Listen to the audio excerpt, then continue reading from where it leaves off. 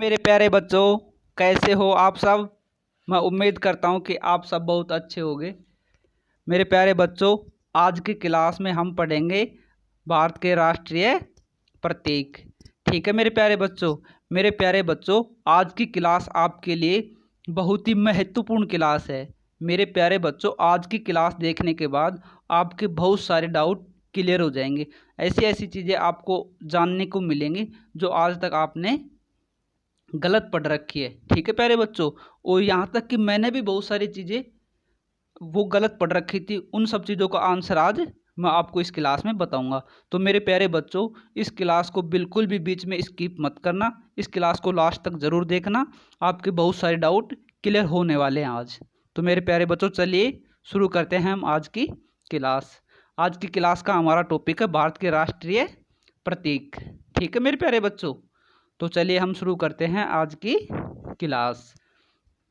राष्ट्र ध्वज। राष्ट्र ध्वज मेरे प्यारे बच्चों, प्रत्येक राष्ट्र का एक राष्ट्र ध्वज होता है और ये राष्ट्र ध्वज उस राष्ट्र के स्वतंत्र होने का प्रतीक है। ठीक है मेरे प्यारे बच्चों, तो हमारे देश का राष्ट्र ध्वज क्या है? तिरंगा झंडा। ठीक है प्यारे बच्चों, हमारे देश का राष्ट्र ध्वज क्या है? तिरंगा झंडा। आप सब जानते हो तिरंगा झंडा जो इन स्कूलों के अंदर 15 अगस्त और 26 जनवरी को फहराया जाता है। ठीक है बच्चों, तो हम आज जानते हैं राष्ट्र ध्वज के बारे में कुछ बातें। 22 जुलाई 1947 को भारतीय संविधान सभा ने भारतीय संविधान को बनाने के लिए एक संविधान सभा का गठन किया गया था। तो उस संविधान सभा ने 22 जुलाई 1947 को राष्ट्रीय ध्वज के रूप में भारतीय तिरंगे को स्वीकार किया, अपनाया। ठीक है बच्चों, तिरंगे में समान अनुपात में सबसे ऊपर केसरिया रंग होता है, बीच में सफ़ेद रंग होता है और नीचे हरे रंग की पट्टी होती है। इनकी जो अनुपात होता है तीनों का समान होता है। ठीक है बच्चों, और जो इनकी चौड़ाई ये जो होती है चौड़ाई और ये होती है लंबाई, तो इनका अनुपात क्या होता है? चौड़ाई और लंबाई का 2:3 होता है। इसमें सफ़ेद रंग की पट्टी के बीचों बीच गहरे नीले रंग का चक्कर बना होता है। इस चक्कर को क्या कहते हैं? इस चक्कर को अशोक चक्कर कहते हैं और इसमें 24 तीलियां होती हैं। ठीक है मेरे प्यारे बच्चों, जो केसरिया रंग होता है ये शक्ति और साहस का प्रतीक होता है। ये केसरिया रंग शक्ति और साहस का प्रतीक होता है। सफ़ेद रंग जो होता है शांति और सत्य का प्रतीक होता है। ठीक है प्यारे बच्चों, हरा रंग होता है देश के विकास और पवित्रता का प्रतीक होता है। ठीक है बच्चों, और जो सफ़ेद बीच की पट्टी के बीच में ये जो अशोक चक्र होता है इसमें 24 तीलियां होती हैं। ये सम्राट अशोक के सारनाथ स्तंभ से लिया गया है और इसका जो ये हमें क्या सीख देता है? ये जीवन में गतिशील रहने का शिक्षा देता है और ये इससे ये भी शिक्षा मिलती है कि जीवन में गतिशीलता ही जीवन है, रुकने का नाम क्या है? मृत्यु है। ठीक है बच्चों, तो ये है हमारा राष्ट्रीय ध्वज। राष्ट्रीय ध्वज के बारे में आपको मैं एक जानकारी और बता देता हूँ कि 26 जनवरी 2002 को भारतीय ध्वज संहिता में संशोधन हुआ। ठीक है बच्चों, उसके तहत उसमें ये प्रावधान किया गया कि राष्ट्रीय ध्वज को सम्मान के साथ अपने घरों पर भी फहराया जा सकता है। बहुत बड़ी बड़ी प्राइवेट कंपनियां होती भी अपने प्राइवेट दफ्तर में के ऊपर भी, छत पर भी फहरा सकती हैं, अपने भवनों पर भी फहरा सकती हैं। प्राइवेट यूनिवर्सिटी भी अपने यूनिवर्सिटी भवन पर इनको फहरा सकती हैं राष्ट्रीय सम्मान के साथ, पूरे सम्मान के साथ। तो मेरे प्यारे बच्चों, ये था हमारा राष्ट्रीय ध्वज। तो हम आगे देखते हैं राष्ट्रीय पशु। भारत का राष्ट्रीय पशु है बाघ। बाघ राष्ट्रीय पशु भारत का है, तो इसके बारे में हम पढ़ते हैं। भारत के राष्ट्रीय पशु के रूप में बाघ को रॉयल बंगाल टाइगर, जो ये है रॉयल बंगाल टाइगर, इसको अप्रैल 1973 में राष्ट्रीय पशु घोषित किया गया। इसके शरीर पर चमकदार पीली पट्टी होती है। ठीक है बच्चों, यह अत्यंत शक्तिशाली और मजबूत भारत के गर्व का प्रतीक है। भारत में बाघों की अधिकतम उम्र होती है वो लगभग 20 साल होती है। ठीक है बच्चों, ये जो बंगाल टाइगर होता है ये बहुत ही तेज फुर्ती वाला और बहुत शक्तिशाली होता है। इस कारण इसको राष्ट्रीय पशु माना गया है। इसका जो वैज्ञानिक नाम होता है पैंथेरा टाइगर होता है। ठीक है बच्चों, पैंथेरा टाइग्रिस होता है।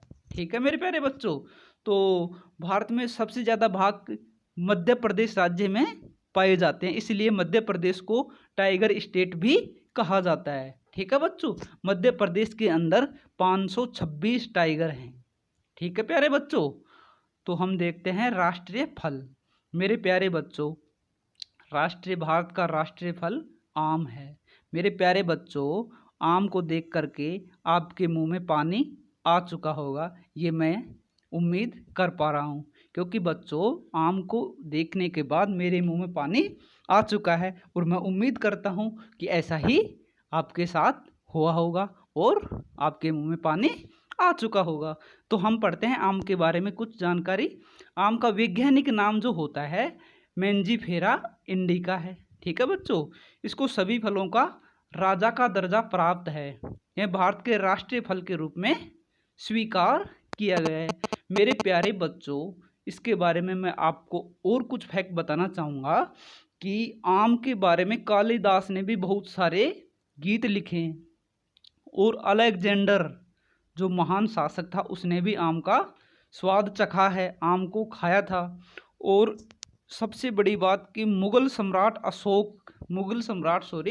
अकबर ने बिहार के दरभंगा जिले में 1 लाख से अधिक आम के पेड़ लगवाए थे।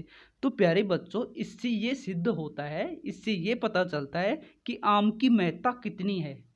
प्राचीन काल से ही आम को लोग बहुत महत्व देते आ रहे हैं और इसको खाते आ रहे हैं। ठीक है मेरे प्यारे बच्चों, तो ये था हमारा राष्ट्रीय फल आम। अब आगे हम देखते हैं राष्ट्रीय वृक्ष। ठीक है प्यारे बच्चों, राष्ट्रीय वृक्ष है बरगद वट वृक्ष। ठीक है बच्चों, ये हमारा राष्ट्रीय वृक्ष है। भारत का राष्ट्रीय वृक्ष बरगद का पेड़ को माना गया है, एकता और दृढ़ता का प्रतीक है। ये क्या है?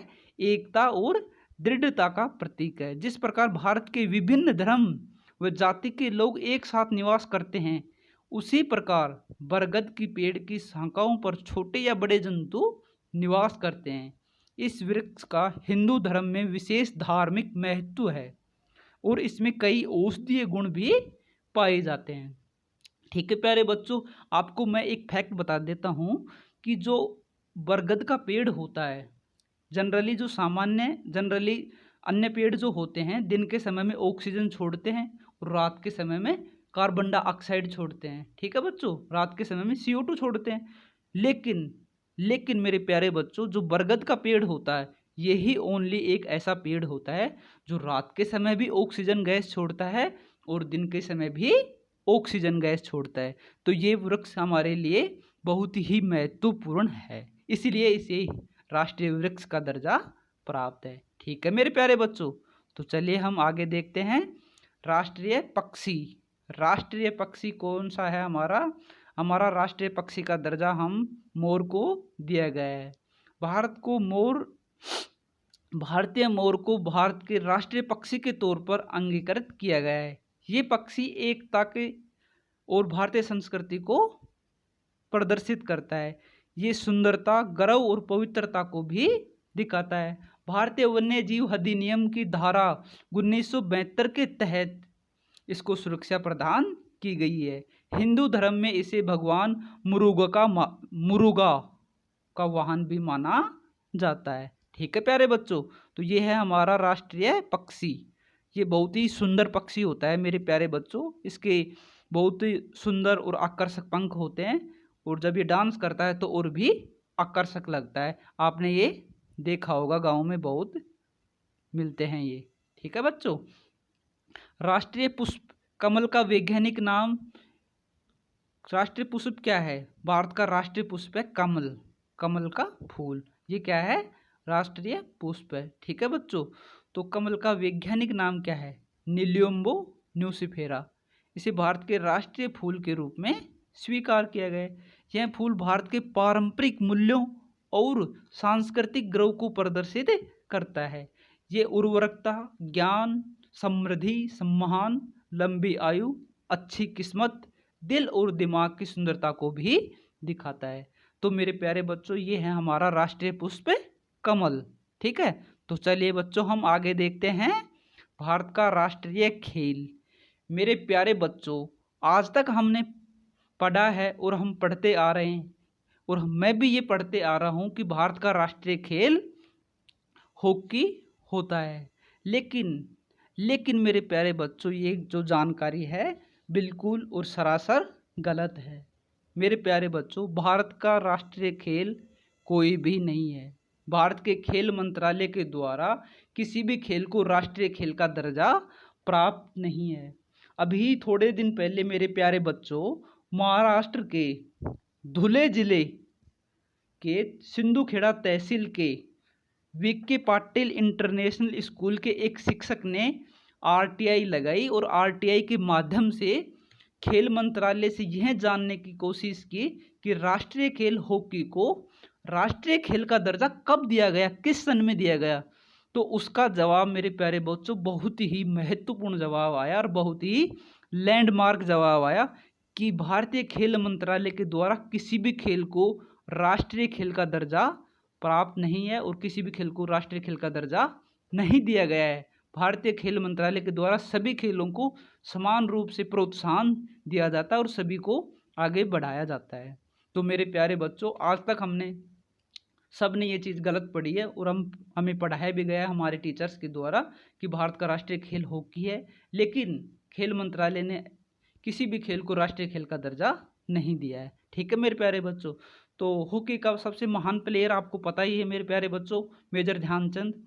मेजर ध्यानचंद हॉकी का जादूगर भी कहते हैं। ठीक है, उसी के जन्मदिन पर हम खेल दिवस मनाते हैं 29 अगस्त को। ठीक है बच्चों, और मेरे प्यारे बच्चों, हॉकी का जादूगर मेजर ध्यानचंद इतना महान खिलाड़ी था कि उस समय जर्मनी का महान तानाशाह हिटलर भी उसके खेल से बहुत प्रभावित हो गया था। ठीक है बच्चों, तो वो था हमारा मेजर ध्यानचंद। ठीक है बच्चों, यह अब है राष्ट्रीय नदी। भारत की राष्ट्रीय नदी गंगा नदी है। ठीक है बच्चों, गंगा नदी भारत की सबसे लंबी और पवित्र नदी है। ठीक है बच्चों, भारतीय धर्म में, हिंदू धर्म में गंगा नदी का विशेष महत्व है। इसकी जो लंबाई है 2525 किलोमीटर है। पहाड़ी घाटी और मैदानी इलाकों तक फैली हुई है। प्राचीन समय से ही हिंदुओं के लिए गंगा नदी का बहुत बड़ा महत्व रहा है और ये धार्मिक महत्व भी इसका बहुत है। ठीक है बच्चों, इसकी उत्पत्ति जो हिमालय में गंगोत्री ग्लेशियर के हिम क्षेत्र में भागीरथी नदी के रूप में हुई है। इसका जो उत्पत्ति कहाँ से हुई है? हिमालय में गंगोत्री ग्लेशियर के हिम क्षेत्र से। ठीक है बच्चों, तो आप बच्चों इसका थोड़ा सा करेक्शन करें ना कि जो इसकी लंबाई है 2525 किलोमीटर है। ठीक है मेरे प्यारे बच्चों, तो ये है हमारी गंगा नदी। तो चलिए हम आगे देखते हैं। तो ये थी हमारी आज की क्लास मेरे प्यारे बच्चों। कैसी लगी ये क्लास? आई होप आपको ये क्लास बहुत अच्छी लगी होगी और बहुत सारी चीज़ें आपको नई भी आज सीखने को मिली होंगी और आपके बहुत सारे डाउट भी क्लियर हो गए होंगे। ठीक है मेरे प्यारे बच्चों, तो मेरे प्यारे बच्चों, आपके डीजे सर ने आज एक नई सीरीज़ शुरुआत की है कि हर क्लास के ख़त्म होने के अंत में हम आपसे एक क्वेश्चन पूछेंगे। ठीक है, इस क्वेश्चन का जवाब आपको कमेंट बॉक्स में कमेंट करके देना है। ठीक है बच्चों, जिन बच्चों के कमेंट में आंसर सही आएगा उन बच्चों का मैं कल की क्लास में नाम अनाउंस करूँगा और उनका नाम क्लास में लिया जाएगा। ठीक है बच्चों, तो आपको इस क्वेश्चन का आंसर कमेंट बॉक्स में कमेंट करके ज़रूर बताना है। तो गंगा नदी को कब राष्ट्रीय नदी का दर्जा दिया गया? तो आज का क्वेश्चन है हमारा, गंगा नदी को कब राष्ट्रीय नदी का दर्जा दिया गया। ये डीजे सर ने जो नई सीरीज़ शुरू की है मेरे प्यारे बच्चों, ये सीरीज़ आपको कैसी लगी इसके बारे में भी आप कमेंट करके हमें ज़रूर बताइए। ठीक है बच्चों, तो मेरे प्यारे बच्चों, कोरोना की बहुत ही ख़तरनाक लहर चल रही है। आपको कोरोना से बचाव के लिए जो सोशल गवर्नमेंट के द्वारा गाइडलाइंस दी गई है उनका बहुत ही सख्ताई से पालन करना है। मास्क अच्छे से पहनना है, हाथों को सैनिटाइज करते रहना है, घर पे रहना है, बहुत ही ज़रूरी काम हो तभी घर से बाहर निकलना है और सामाजिक दूरी का पालन करना है। ठीक है बच्चों, तो मेरे प्यारे बच्चों, अगर क्लास अच्छी लगी हुई तो लाइक ज़रूर करें, कमेंट बॉक्स में कमेंट करके अपनी राय दें और मेरे प्यारे बच्चों इस क्लास को शेयर ज़रूर करें। ठीक है प्यारे बच्चों, आप इस क्लास को जितना शेयर करोगे उतना ही मेरे प्यारे बच्चों आपको दोस्तों तक ये चीज़ें पहुंचनी चाहिए, क्योंकि लॉकडाउन की वजह से बच्चों की पढ़ाई नहीं हो पा रही है और ये आपके लिए बहुत ही सुखद पल होगा कि आपकी वजह से किसी को पढ़ने की चीज़ें मिल पा रही हैं और वो अपनी पढ़ाई जारी रख पा रहा है। तो प्यारे बच्चों ये बहुत ही अच्छा काम है कि आप एक अच्छा काम कर रहे हो, लोगों तक ज्ञान पहुंचा रहे हो। ये हम हमारे माध्यम से हम आप तक पहुंचा रहे हैं और आप भी आपके माध्यम से आगे इसको पहुंचाइए। ठीक है बच्चों, और चैनल को सब्सक्राइब ज़रूर कर लीजिए और बेल आइकन दबा लीजिए ताकि जो भी मैं क्लास डालूँ उसका नोटिफिकेशन आप तक पहुँच जाए। तो धन्यवाद मेरे प्यारे बच्चों, थैंक यू।